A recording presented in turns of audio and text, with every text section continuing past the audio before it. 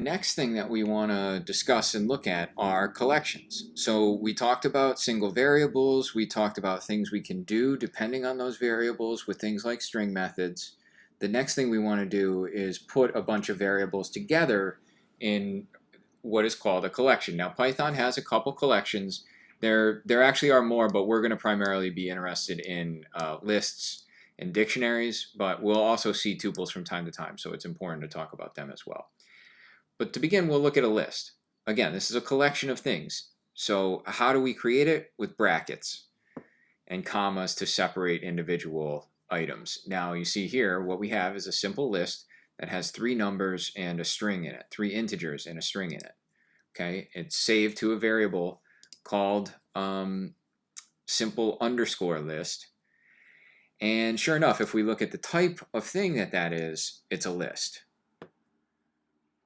Now these work very much like strings in terms of referring to things in them. This 1 is the first element. This 2 is the second, the third, the fourth. But this has index 0, index 1, index 2, index 3.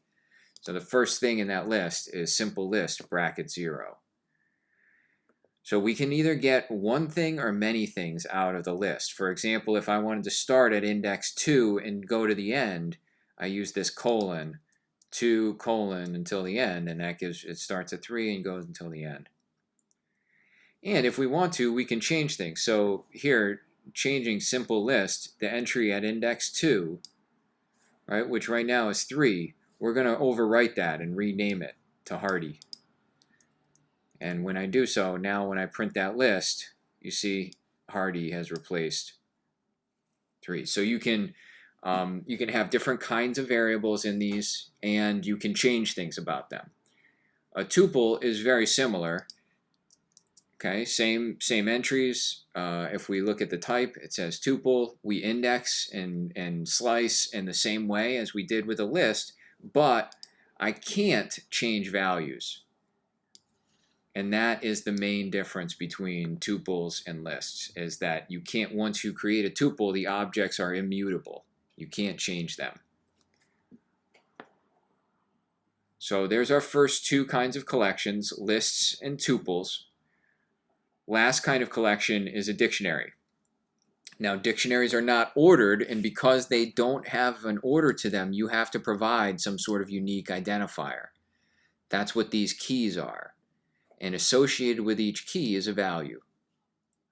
Now that value could be a single thing or it could be a collection. So here we have a dictionary named, I probably should have called this dogs, but it's called dog. And if we look, its type is dictionary. And instead of using numbers to grab the values from this, we use those key names. All right, so I say dog bracket name, and that will kick me back the value associated with the key name. All right. And just the same, if I wanted the values associated with the key hobbies, okay, the difference is that was a list. That's a list that I get back. And if you want to add a new value here, you can do so. Just with, you have to provide a key. So here's my new value. And after that, you see that now my dictionary has 3 entries.